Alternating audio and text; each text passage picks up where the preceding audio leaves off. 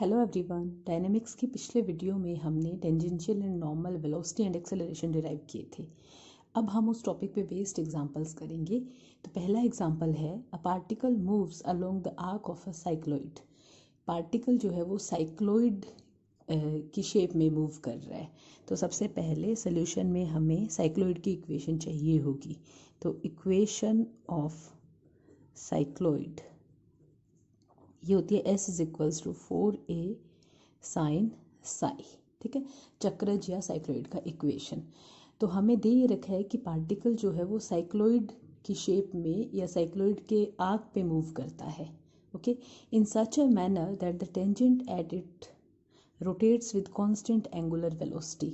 देखो, सपोज ये हमारी इनिशियल लाइन है और ये हमारा साइक्लॉइड का आर्क है। पार्टिकल जो है वो साइक्लॉइड के आर्क पे मूव कर रहा है। ठीक है, तो पार्टिकल की मान लो टाइम t पे ये पोजीशन है। तो हमें क्या दे रखा है कि इसकी टेंजेंट, इस पॉइंट पे जो टेंजेंट है, टेंजेंट हमें पता है इनिशियल लाइन के साथ साई एंगल बनाती है।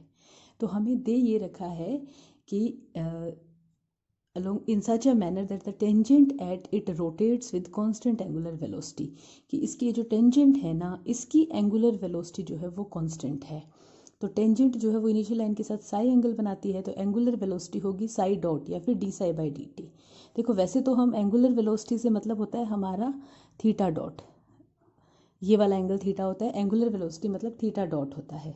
लेकिन यहाँ हमें दे रखा है कि टेंजेंट जो है वो कांस्टेंट एंगुलर वेलोसिटी से रोटेट हो रही है। तो टेंजेंट का जो एंगल है वो तो साई है, यानी हमें ये दे रखा है कि टेंजेंट के लिए जो एंगुलर वेलोसिटी बनेगी ना, यानी कि D psi by D T, वो कांस्टेंट है। तो गिवन है D psi by D T equal, हम ओमेगा अज्यूम कर लेते हैं कांस्टेंट।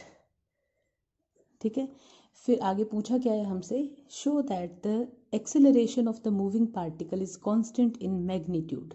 हमें पार्टिकल का एक्सेलरेशन कांस्टेंट होगा ये प्रूव करना है। तो हमें पार्टिकल का एक्सेलरेशन फाइंड आउट करना होगा। यहाँ पे देखिए एक्सेलरेशन लिखा है, टेंजेंशियल एक्सेलरेशन या नॉर्मल एक्सेलरेशन नहीं लिखा। इसका मतलब हमें रिजल्टेंट एक्सेलरेशन निकालना पड़ेगा। तो टेंजेंशियल एंड नॉर्मल दोनों निकाल के उनका रिजल्टेंट निकालेंगे। तो टेंजेंशियल एक्सेलरेशन उसका फॉर्मूला होता है, देखो 3 तरीके से लिखते हैं हम, d v by D t, d two S by D T two और v d v by d s. तो जो भी सुटेबल होगा वो हम यूज़ कर लेंगे। तो ये है tangential acceleration. And normal acceleration जो होता है वो होता है वी स्क्वायर अपॉन रो, और रो हमें पता है D S upon D psi होता है। हमें निकालना है एक्सेलरेशन यानी कि रिजल्टेंट एक्सेलरेशन। तो रिजल्टेंट एक्सेलरेशन जो है वो बनेगा under root D two S by D T two का होल स्क्वायर, यानी कि टेंजेंशियल एक्सेलरेशन का whole square, plus V square upon rho का होल स्क्वायर, यानी कि नॉर्मल एक्सेलरेशन का स्क्वायर। तो इन शॉर्ट हमें D two S by D T two and V square upon rho calculate करना है। ठीक है, तो हम कर्व की इक्वेशन से स्टार्ट करते हैं। S is equals to 4a sine psi हमें कर्व दे रखा है।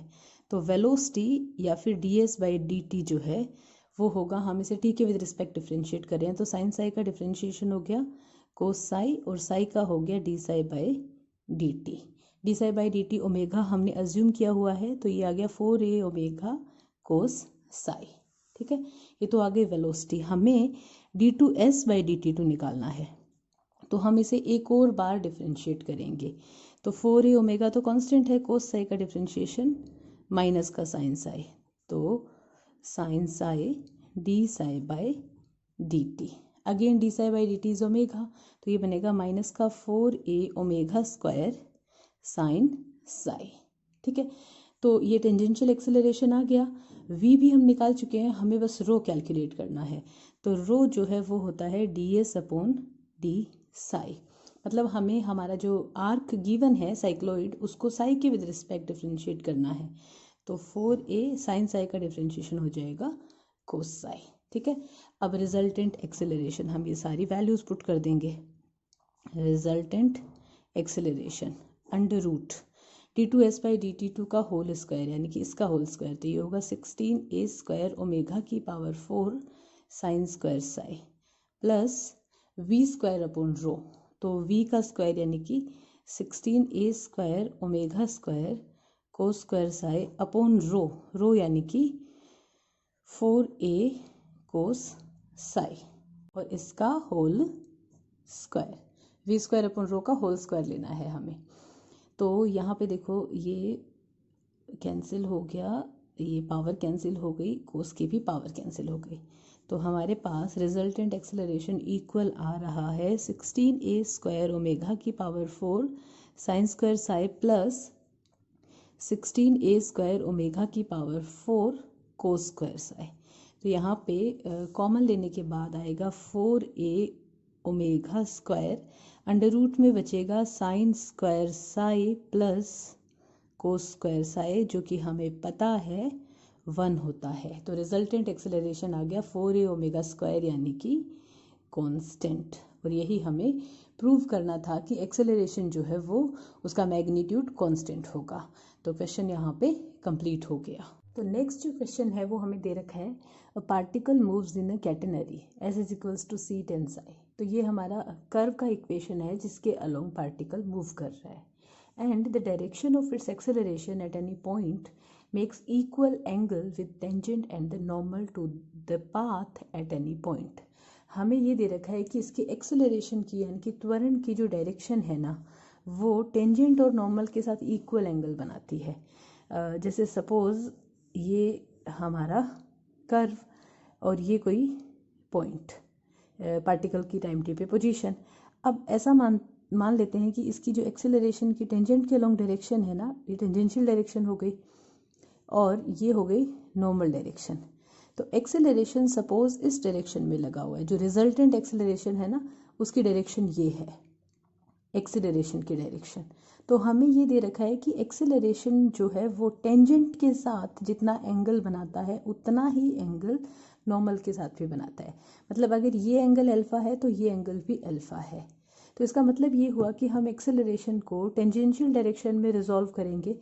फॉर एग्जांपल मान लो एक्सेलरेशन ए है तो टेंजेंशियल एक्सेलरेशन क्या होगा, टेंजेंशियल एक्सेलरेशन हम ए को इस टेंजेंट की डायरेक्शन में रिजॉल्व करेंगे यानी कि ए कोस अल्फा। ठीक है, तो जब हमने एक्सेलरेशन को टेंजेंट के अलोंग रिजॉल्व किया तो ये एंगल जो है ये माइनस अल्फा आएगा। हमें पता है कोस माइनस थीटा कोस थीटा होता है, तो टेंजेंशियल एक्सेलरेशन आ रहा है ए कोस अल्फा। उसी तरीके से अगर हम नॉर्मल एक्सेलरेशन निकालेंगे, मतलब हम एक्सेलरेशन को नॉर्मल के अलोंग रिजॉल्व करेंगे तो ये भी आएगा ए कोस अल्फा। इन शॉर्ट हमें ये दे रखा है कि टेंजेंशियल एंड नॉर्मल एक्सेलरेशन बराबर है। तो ये जो लाइन है जहाँ पे हमें ये दे रखा है डायरेक्शन ऑफ इट्स एक्सेलरेशन, इसके एक्सेलरेशन की direction at any point makes equal angle with tangent and normal. Tangent और नॉर्मल के साथ इक्वल एंगल बनाती है, मतलब tangential and normal acceleration are equal, ऐसा दे रखा है हमें। ठीक है, फिर फाइंड आउट क्या करना है वो देखते हैं। If the speed at vertex I equals to 0, initially जब एंगल 0 है तो जो स्पीड है यानी कि वेलोसिटी u है, तो इनिशियल वेलोसिटी हमें u दे रखी है। Show that the velocity at and acceleration at any point Sai r। तो हमें किसी पॉइंट पर एक्सेलरेशन एंड वेलोसिटी कैलकुलेट करने, प्रूव करना है कि किसी पॉइंट साई पर या फिर किसी पॉइंट p जहाँ पे t टाइम पर जहाँ पे एंगल साई होगा वहाँ पे वेलोसिटी जो है वो u e की पावर साई होगी एंड एक्सेलरेशन ये होगा। अब यहाँ पे वेलोसिटी एंड एक्सेलरेशन से मतलब हमारा resultant velocity and resultant acceleration से ही है। लेकिन क्योंकि हमें पता है कि वेलोसिटी जो होती है वो टेंजेंट के अलोंग लगती है और नॉर्मल के अलोंग जो वेलोसिटी का कंपोनेंट है वो 0 होता है, इसलिए जब हम वेलोसिटी कह रहे हैं मतलब हम टेंजेंशियल वेलोसिटी की ही बात कर रहे हैं, क्योंकि टेंजेंशियल वेलोसिटी रिजल्टेंट वेलोसिटी के बराबर होती है। तो इसका सोल्यूशन स्टार्ट करते हैं। तो सोल्यूशन ऑफ कोर्स ये मैंने आपको एक्सप्लेन करने के लिए बताया है, हमें इसकी ज़रूरत नहीं है। गिवन है tangential acceleration equal normal acceleration, ये हमें दे रखा है। तो टेंजेंशियल एक्सेलरेशन हमें पता है 3 तरीके से लिखा जाता है। नॉर्मल एक्सेलरेशन v² होता है। तो यहाँ पे हम जो है वो v dv/ds वाला फॉर्म यूज़ करेंगे। मैंने पहले भी कहा था आपको, रिक्वायरमेंट के हिसाब से तीनों में से कोई सा भी फॉर्म यूज़ किया जा सकता है। तो ये v से ये पावर कैंसिल हो गई, dv/ds। रो हमें पता है ds/d होता है, तो यहाँ पे 1/ρ है, यानी कि ये हो जाएगा d/ds। ठीक है, इसे हम लिख सकते हैं dv = vd/. ओके, तो इंटीग्रेट करेंगे दोनों तरफ। उसके लिए पहले हम v को इस तरफ लेके आएंगे, तो dv/v = d/. दोनों तरफ इंटीग्रेट कर दो, तो यहाँ पे इस तरफ इंटीग्रेशन जो है ये आएगा log v इक्वल, यहाँ पे आएगा साई प्लस कांस्टेंट इंटीग्रेशन का। कांस्टेंट कैलकुलेट करने के लिए हमें दे रखा है at psi equals to 0 v, velocity जो है वो u है, ऐसा हमें गिवन है। तो जब हम ये वैल्यूज़ पुट करेंगे तो a इक्वल आ जाएगा log u। ठीक है, तो जब हम log u की वैल्यू, ये a की वैल्यू पुट कर देंगे तो log v minus log u equal आ रहा है साई। मतलब हमारे पास ये आ रहा है v/u इक्वल e की पावर साई। तो v इक्वल आ गया u e की पावर साई वेलोसिटी। हमें यही प्रूव करना था कि वेलोसिटी जो है वो u e की पावर साई होगी। अब हमें एक्सेलरेशन कैलकुलेट करना है। एक्सेलरेशन यानी कि रिजल्टेंट एक्सेलरेशन निकालना है। तो रिजल्टेंट एक्सेलरेशन के लिए हमें टेंजेंशियल एंड नॉर्मल दोनों एक्सेलरेशन निकालने पड़ेंगे। तो ये हमें v की वैल्यू दे रखी है। तो टेंजेंशियल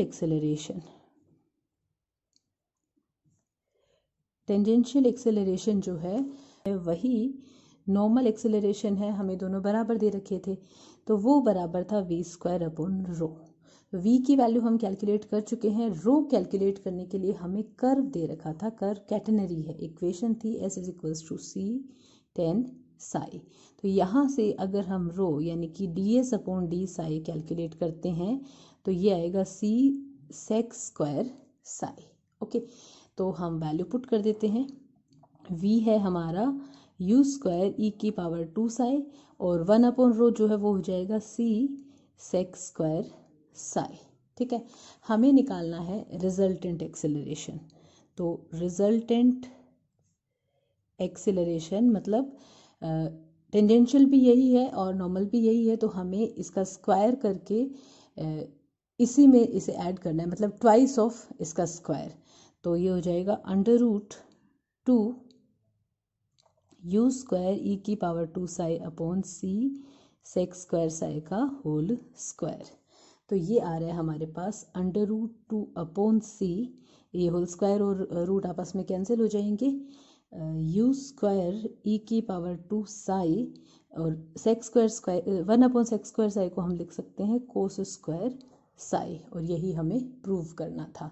तो एक्सेलरेशन ये होगा एंड वेलोसिटी ये होगी।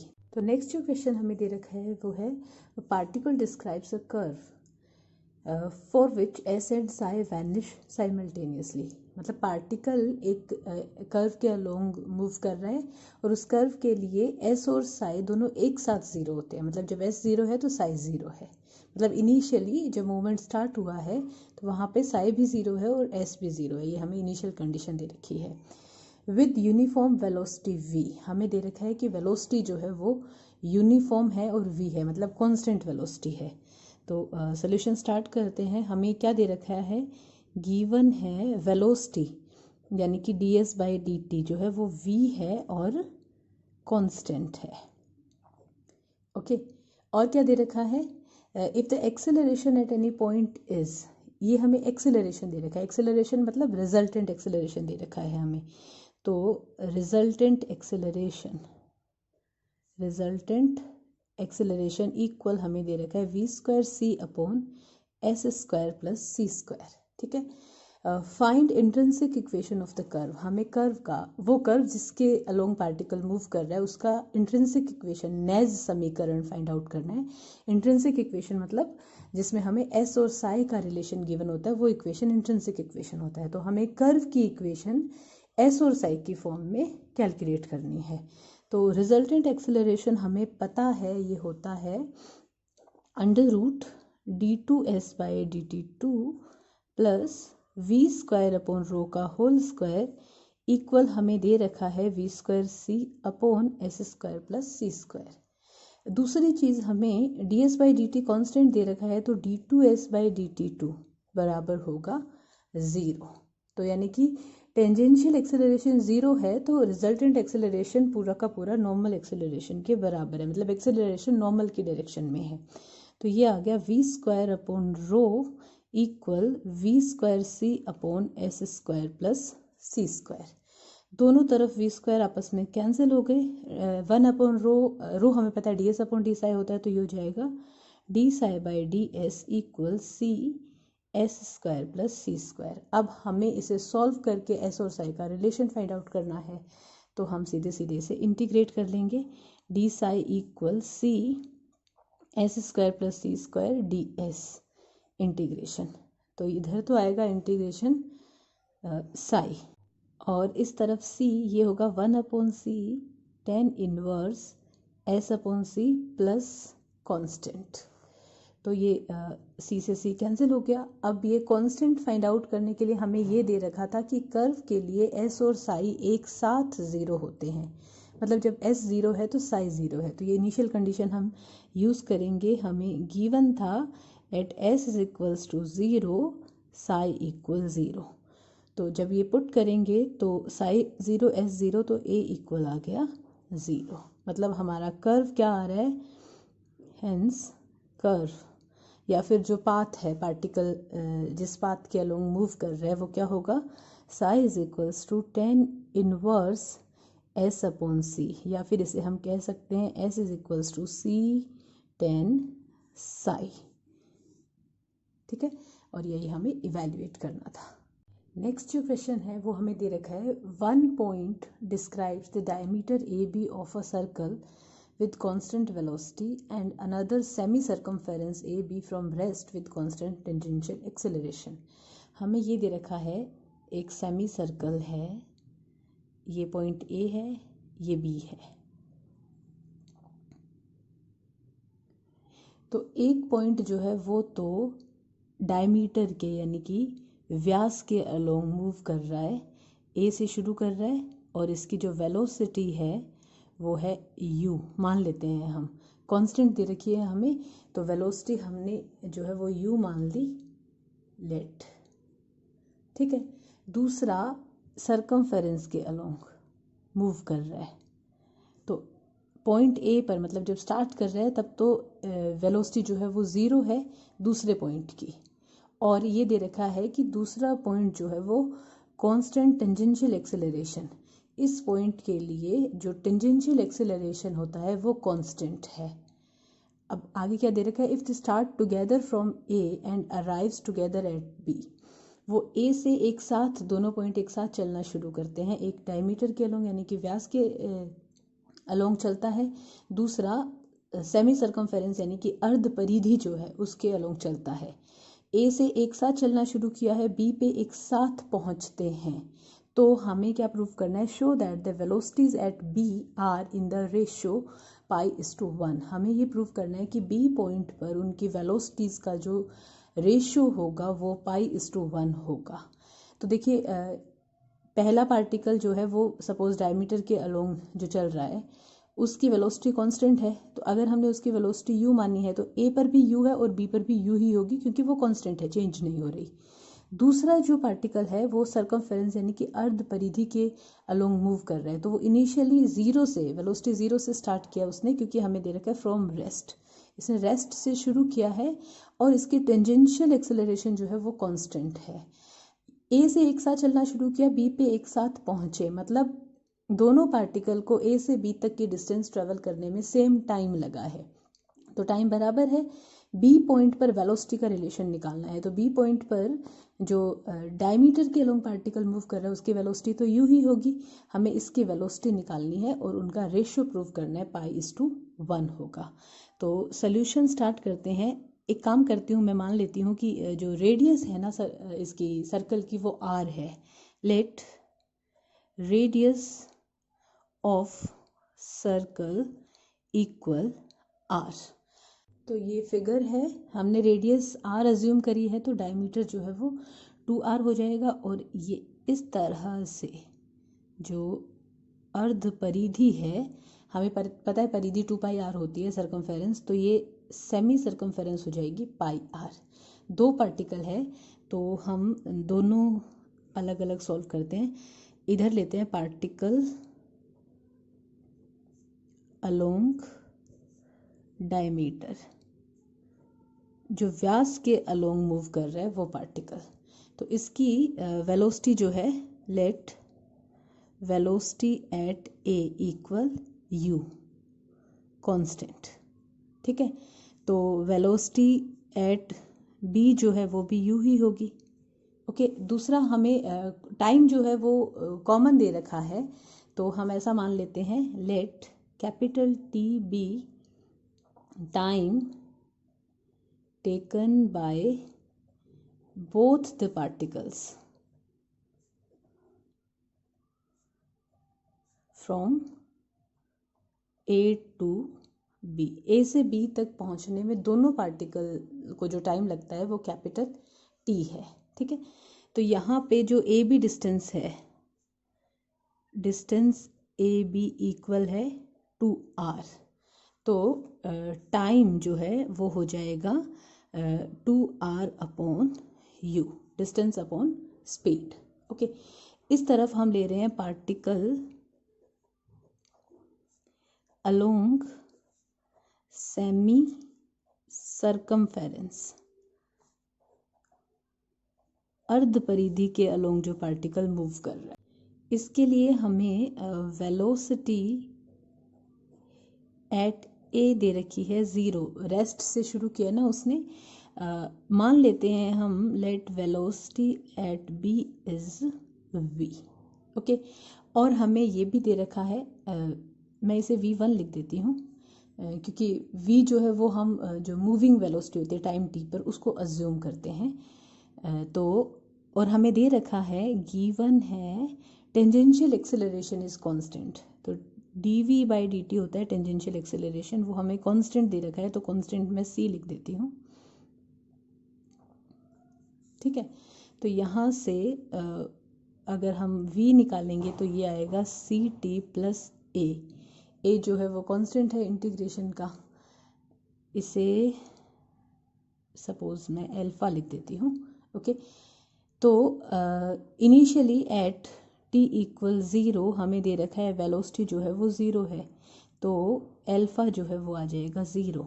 तो हमारे पास वेलोसिटी और टाइम का जो रिलेशन आ रहा है वो आ रहा है सी टी।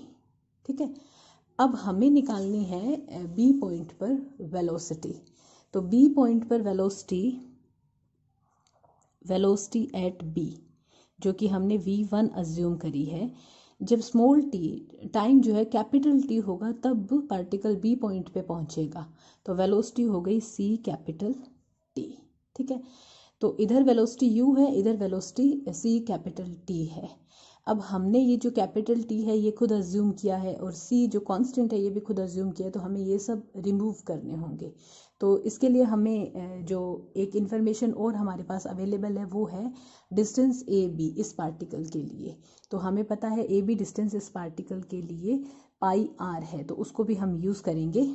तो इसी की कंटिन्यूशन में है, मैं इधर लिख रही हूँ, v बराबर हमारे पास है सी टी, v होता है D S by D t, तो d S by D t बराबर है सी टी। तो अगर हम इसको इंटीग्रेट करें तो s बराबर आएगा C T square by 2 plus beta. Okay, initially at t equals to 0 distance भी 0 है जब पार्टिकल ने मूव करना शुरू किया है, तो यहाँ से हमारे पास बीटा भी 0 आ जाएगा। तो रिलेशन जो है डिस्टेंस और टाइम का वो आ रहा है C T square by 2। Okay, तो जब स्मॉल t हमारा कैपिटल T है, इसका मतलब है कि पार्टिकल जब A से B पॉइंट पर पहुंच गया है तो डिस्टेंस है पाई r।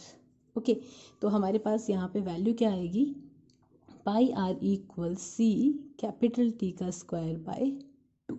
तो अब हमारे पास देखो ये आ चुका है, कैपिटल T बराबर है 2r अपॉन यू। अगर हम यहाँ से u निकालेंगे तो ये आएगा 2r अपॉन कैपिटल T, ठीक है। और v1 जो है वो आया था हमारे पास c कैपिटल T, ओके। और दूसरा हमारे पास रिलेशन आ चुका है पाई r equal c capital T square by 2।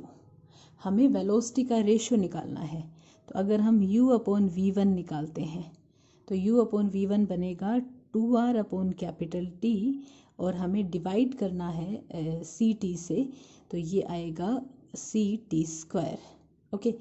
तो ये आ रहा है हमारे पास 2r upon C T square.